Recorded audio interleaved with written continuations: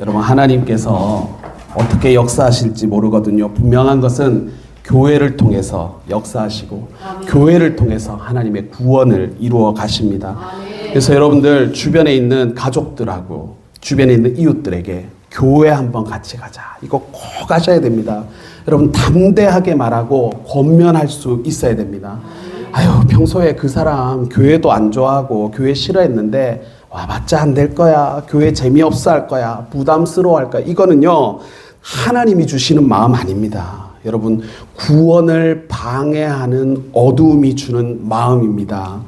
제가 교회의 비신자들을 권면해 가지고 교회에 나왔을 때 있죠, 교회에 대한 편견이 많잖아요. 비신자들이 교회에 대한 편견이 많거든요. 그래서 교회 가면 큰일 날 것처럼 생각하는 거, 그거 맞습니다. 그런데 제가 비신자들을 권면해서 교회에 나왔을 때 100%가 뭐라고 했냐면, 와, 교회가 생각보다는 괜찮네, 이게 100%였습니다. 100%. 여러분, 교회 와봤더니 생각만큼 별로네 하는 사람은 진짜 한 명도 없었어요. 지금까지는. 어떻게든지 교회 오면 하나님이 역사하시고 하나님이 은혜를 주십니다. 제가 말씀, 새벽 예배 오시는 분들한테 말씀, 현우 친구들이 지금 전도돼서 교회를 오잖아요. 이제 얘들이 제가 생각해도 뭐가 재미있겠어요? 교회를 올 이유가 제가 생각해도 없거든요. 왜냐하면 부모들이나 신앙의 배경이 아무도 없어요. 현우 친구들이 교회 오는. 그래서 집에 갈 때 저도 한켠으로는 걱정이 되니까, 얘들아 교회 보니까 어때? 교회 와보니까 어땠어? 라고 물었을 때 그 얘들이, 그러니까 어려서 대충 대답하는 거랑, 근데 우리가 다 알잖아요. 얘들이 진짜로 얘기하는지 가짜로 얘기하는지 다 아는데 얘들이 진짜로 다 교회 오니까 너무 좋아요. 그래서 이게 뭐가 좋을 게 뭐가 있나 싶어요. 뭐가 좋았어? 라고 물었을 때 말씀드렸죠. 찬양, 특별 찬양하러 나왔는데 그냥 그게 너무 재밌었대요. 애들 표현으로.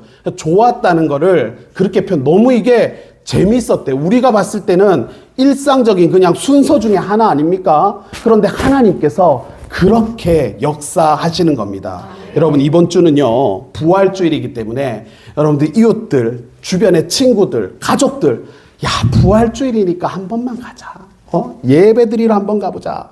목사님 새로 왔으니까 한 번 가보자. 아무튼 무슨 이유를 붙여가지고 한 번만 가보자. 막 정의 호소를 하시고, 그렇게 해서 어쨌든 그렇게 권면하시고, 자꾸만 이렇게 좀 오늘도 제가 낮에 우리 학생들 카페로 다 오라고 해가지고 2명밖에 안 왔지만, 오면은 딸기 라떼 우리 카페에서 파는 거 그거 6,000원이거든요, 한 잔에.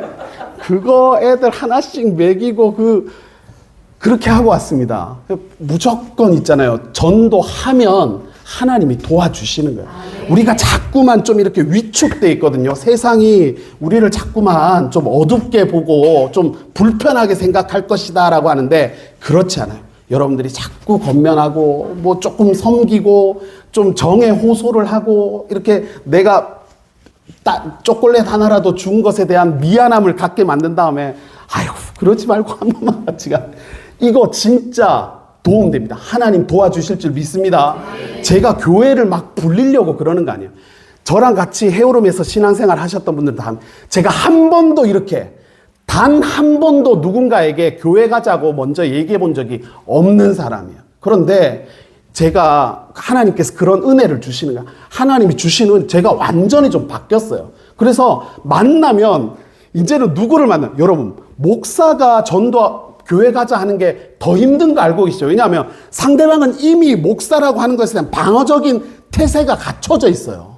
그런데도 저는 그냥 하나님 하라고 하셨으니까 막 요즘에는 막 얘기하거든요. 무조건 교회 가자 그래요. 제가 교회 한 번만 가보자. 하나님 한 번만 믿어봐라. 네가 문제가 있으면 무조건 교회 가자 하니까 이게 진짜 하나님이 도와주시는 거예요. 여러분, 우리를 통해서 하나님이 교회를 세워가기를 원하시는 줄 믿습니다. 그렇기 때문에 여러분들 오늘 목요일, 금요일, 토요일 3일 동안 어떻게든 한 번만 가자. 내가 네 소원 들어줄게. 뭐 하여튼 어떤 이유를 갖다 붙이시는 하나님 지혜 주시니까 교회 한 번만 같이 가자. 같이 한 번만 예배 드리자. 한 번 왔으면 이제 한 번만 와보자 했는데 한 번 왔으면 한 번만 더 드리자. 뭐 하여튼 이런 식으로.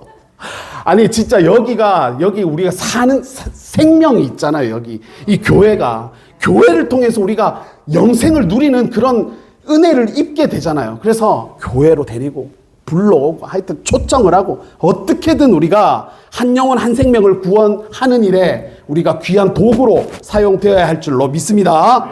자, 오늘은 하이델베르크 요리문답 세 번째 시간 6에서 6, 7, 8문까지 우리 보도록 하겠습니다. 복습을 하면은 우리 인간의 죄악이 무엇을 통해서 드러난다고 했죠? 율법을 통해서 드러난다 말씀드렸습니다. 율법이라고 하는 거울에 나 자신을 비추면은 죄가 보인다고 했습니다. 그래서 율법이 뭐냐라고 했을 때 율법은 많은 수백 개의 법이 있는데 그것을 한마디로 요약하면 뭐라고 했죠?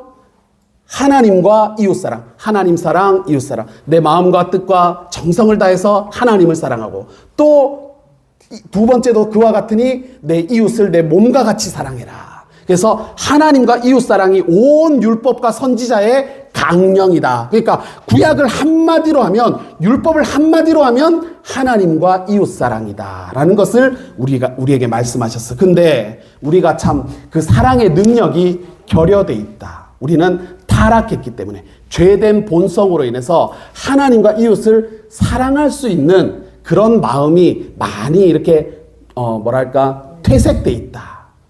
동의하시죠? 그래서 우리가 진짜로 가장 그래도 순수한 사랑에 가까운 게 부모가 자녀를 사랑하는 게 가장 순수한 사랑에 가깝잖아요. 그런데 권사님, 제가 일부러 이번 주는 이렇게 비워놨거든요. 좀 써보시라고.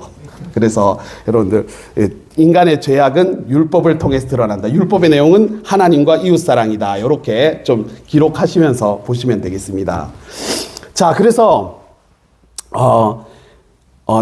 우리는 본성이 타락했기 때문에 율법을 지키지 않으려고 불순종하는 그런 본성을 가졌다.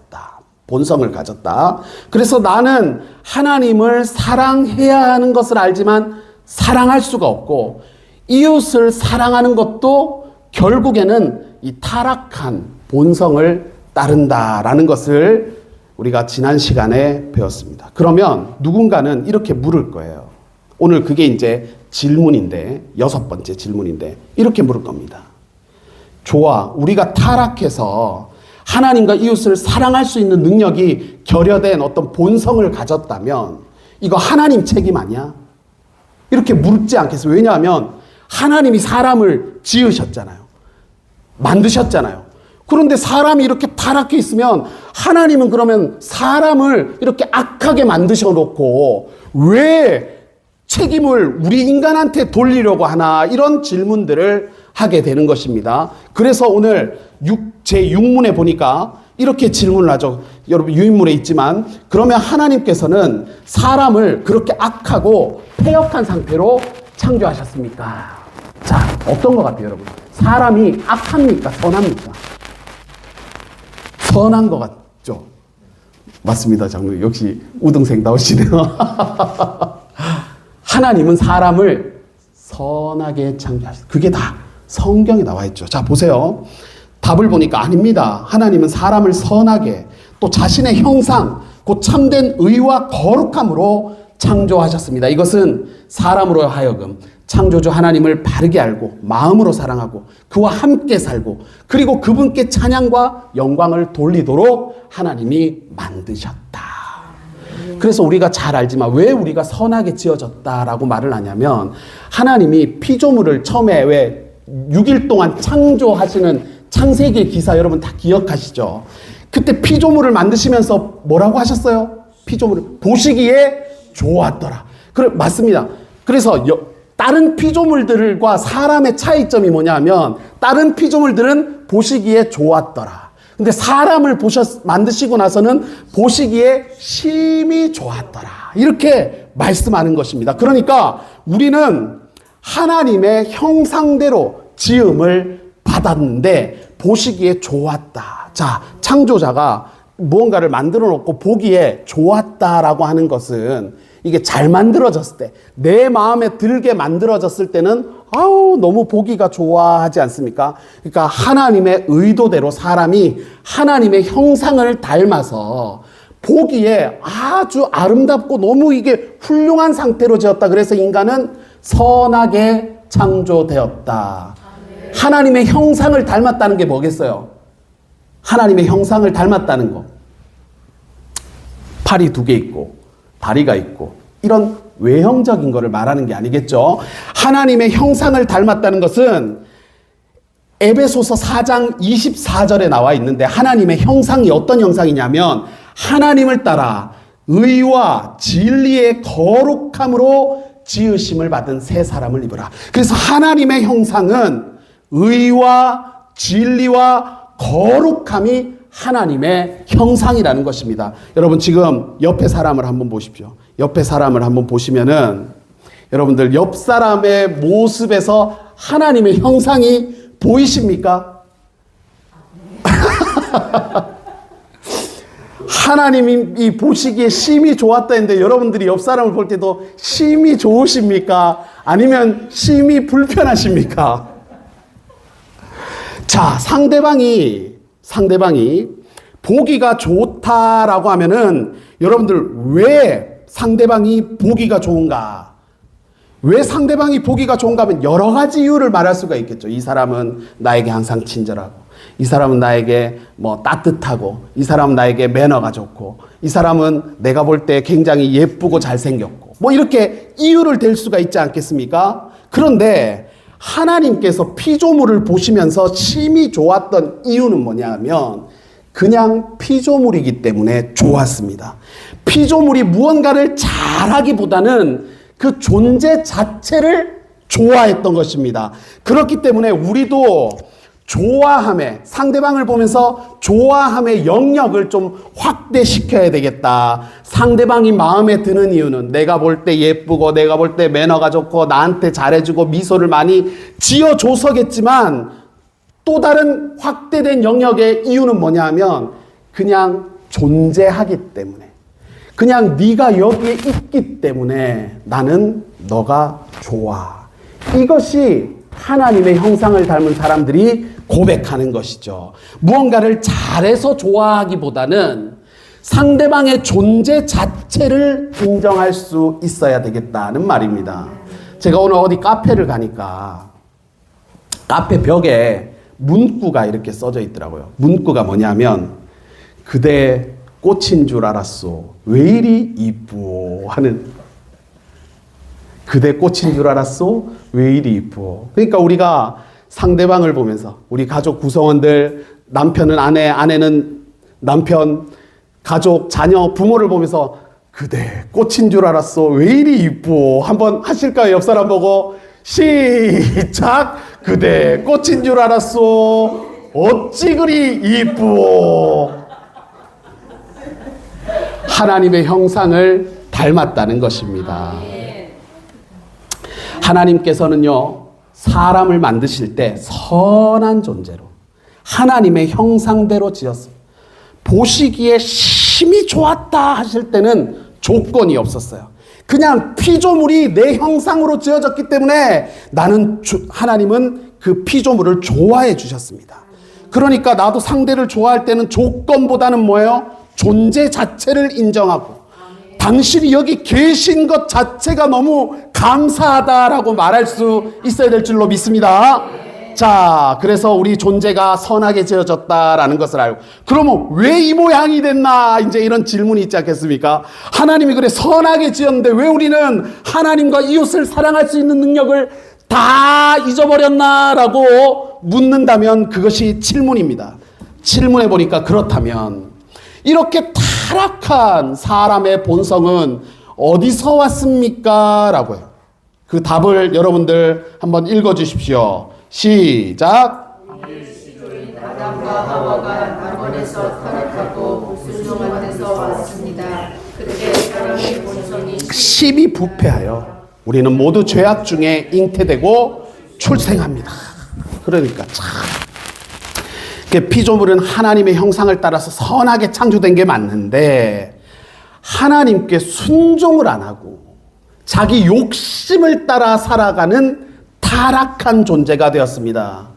그 하나님 앞에 말씀을 듣지 않은 그 불순종이 어떤 사건이었죠, 여러분? 그렇죠. 아담과 하와가 따먹은 선악과를 따먹지 말라는 명령을 거부하는 불순종이었습니다. 그 사건에 대해서 아담과 하와가 선악과를 따먹은 이 사건에 대해서 불순종했던 이 사건에 대해서 로마서 5장 12절은 이렇게 말합니다. 그러므로 한 사람으로 말미암아 죄가 세상에 들어오고 죄의 결과는 뭐예요? 사망이 들어왔느니. 그래서 우리가 결국 죽게 되는 이유는 죄 때문이다. 죄로 인해서 우리는 죽음이라고 하는 심판, 결과를 맞이하게 되었다. 그래서 이와 같이 모든 사람이 죄를 지었기 때문에 사망이 모든 사람에게 이르렀느니라. 로마서 5장 12절 말씀입니다. 아담과 하와의 불순종이 연대 책임이죠. 그 후대에게까지 다 전달되었고 결국 모든 사람들이 타락해서 불순종하는 그런 존재, 비참한 처지에 이제 우리 인간들이 놓이게 되었다. 우리는 이 불순종의 원인, 우리가 타락한 본성 때문에 불순종하는 원인을요 자꾸만 전가시키려고 하는 거예요. 그런 본성, 그런 타락한 본성을 가졌습니다. 보세요. 아담은 뱀 때문이라고 했죠. 하와는 아담 때문이라고 했어요. 그 사람이 타락하니까 자꾸만 저 사람 때문에, 나는 안 그러고 있는데 상대방 때문에 내가 이렇게 됐다라는 거 하는데, 그런 타락한 본성이 하나님께까지도 이제는 하나님이 나를 이렇게 지었으니까 내가 이렇게 하는 거죠 라고 하는 데까지 이르렀다는 것입니다. 이렇게 상대방에게 내 책임을 전가하려고 하는 이런 모습까지도 타락한 본성에서 나오는 죄의 결과, 죄라는 것입니다. 그래서 아담은 뭐예요? 자기 선택으로 죄에 빠졌다. 그래서 우리는 항상 순종과 불순종을 선택과 거부라고 하는 그 자리에 놓여 있는 거예요. 그래서 하나님의 은혜를 내가 받을 수도 있지만, 야, 이 무슨 자꾸 이러면서 자꾸만 그런 것들을 거부하려고 하는 마음도 우리 안에 동시에 자리 잡고 있는 것이다 라는 것을 우리가 알아야 됩니다. 자, 그런 타락한 상태를 가리켜서 아담과 하와로 말미암아 우리가 타락하게 된 이런 상태를 가리켜서 시편 51편 5절에서는 이렇게 말씀하잖아요. 내가 죄악 중에서 출생하였으며 어머니가 죄 중에서 나를 잉태하였나이다. 이게 무슨 말입니까? 나는 죄 중에 태어났고, 죄 중에 태어났는데 엄마 뱃속에서부터 나는 죄인이었다라고 말씀하는 것입니다. 여러분, 아담과 하와가 선악과를 따먹은 행위는 다음과 같은 죄들을 내포하거든요. 여러분 어떤지 한번 보십시오. 일단 하나님의 명령에 대한 불순종, 그죠? 그리고 마귀가 그 뱀으로 상징된 마귀와의 연합이 있지 않았습니까? 그리고 하나님과 같이 데려가는 그런 야심이 있었습니다. 그리고 쾌락주의, 교만, 불신앙, 이런 것들이 이제 우리 삶을 지배하기 시작해서 우리는 비참한 처지에 놓이게 되었다. 여러분도 어떻습니까? 하나님 명령에 대한 불순종, 마귀와의 연합, 하나님같이 되려고 하는 야심, 쾌락주의, 교만, 불신앙, 여기에서 나는 얼마나 자유로운가, 우리의 상태를 한번 체크해 볼 수 있겠습니다. 타락한 본성은 어디서부터 시작되었습니까? 아담과 하와의 불순종으로부터 시작되었다라는 것입니다. 자, 제 8문이 뭡니까? 그렇다면 우리는 그토록 부패하여 선은 조금 더 행할 수 없는, 우리가 그래 타락했지만 그래도 왜 착하게 살려고 하고 선하게 살려고 하고 베풀면서 살려고 하는 그런 어떤 양심이나 본성들이 있잖아요. 그러면 그래서 묻는 거예요. 그렇다면 그토록 부패했다면 선은 조금 더 행할 수 없나요? 온갖 악만 행하게 되었습니까? 라고 했는데 뭐라고 합니까? 그렇습니다. 그렇습니다. 여러분, 우리가 이 비참한 죄로 인해서 우리가 부패한 이 상황에 놓인 상태에서 성경은 뭐라고 하냐면, 네가 그와 같이 물에 빠진, 늪에 빠진 상황에서 네가 아무리 선한 일을 하고 네가 아무리 바르게 살려고 하고, 왜 다른 사람들이 그냥 저 사람은 법 없이도 살서 그렇게 뭔가 누구를 도우려고 하고 이웃을 위해서 살고 아무리 그래도 그것은 아무 소용이 없다. 이게 성경이 하는 말씀이거든요. 그래서 뭐라고 하냐면, 그렇습니다. 우리가 하나님의 성령으로 거듭나지 않는 한은 참으로 그렇습니다. 자, 보세요. 아담과 하와의 범죄 안에서 우리가 타락하고 죄를 짓는 존재가 됐잖아요.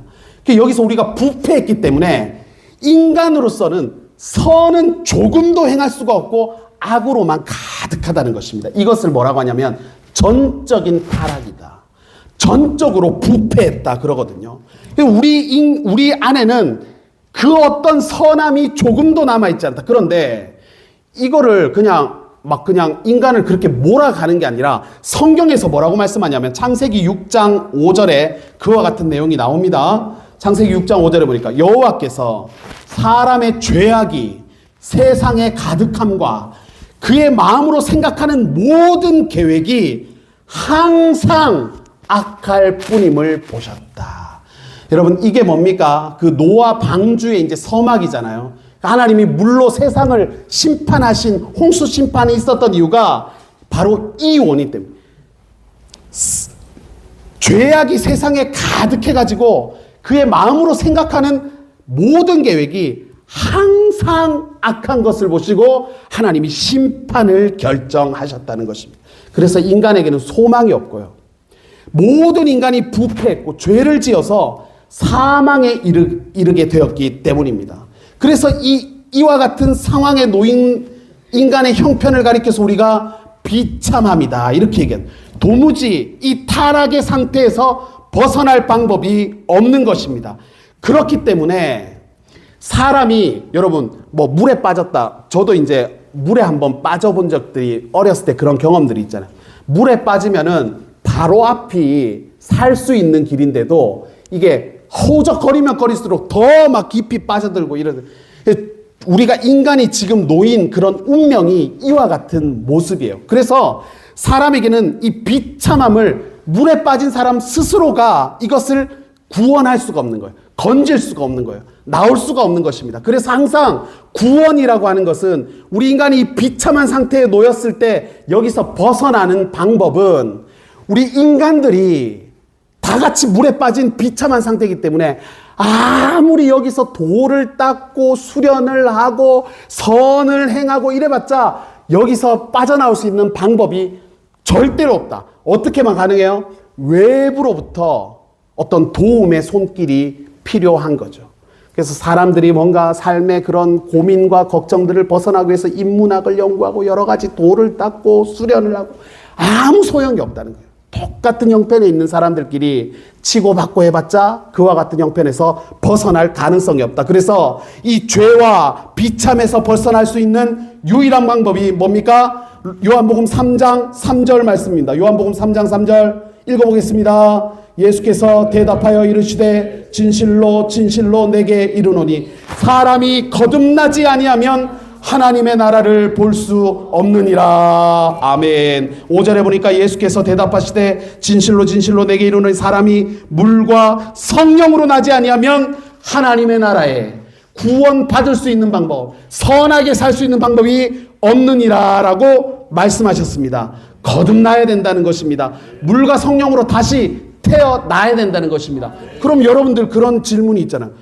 어떻게 태어나? 엄마 뱃속에 들어갔다 나와요? 이게 그 예수님 찾아온 바리새인이 했던 질문이잖아요. 다시 들어갔다가 나오라는 말씀입니까? 거듭난다는 게 뭡니까? 라고 물었던 그런 부분들을 우리가 다음 주에 배워보도록 하겠습니다. 여러분, 우리는 옛사람이 성령을 통해서 옛사람이 죄에 대해서 죽었기 때문에 더 이상 죄가 우리를 지배할 수가 없습니다. 부패도 우리를 주장하지 못하는 것입니다. 이것은 오직 성령으로만 가능한 것입니다. 함정에 빠진 사람, 늪에 빠진 사람, 물에 빠진 사람 스스로가 자기를 구할 수가 없는 것입니다. 외부로부터 도움이 와야 되는 것입니다. 새 생명이 우리 안에 들어와서 우리를 새롭게 조명해야만 우리가 살 길을 얻을 수가 있는 것입니다. 자, 여러분, 거듭나기 전에 인간은요, 선한 것이 하나도 없습니다. 오직 거듭나는 것을 통해서만 죄의 비참함으로부터 벗어날 수 있다라는 것을 우리가 기억하고 하나님을 잘 붙드시기를 바랍니다.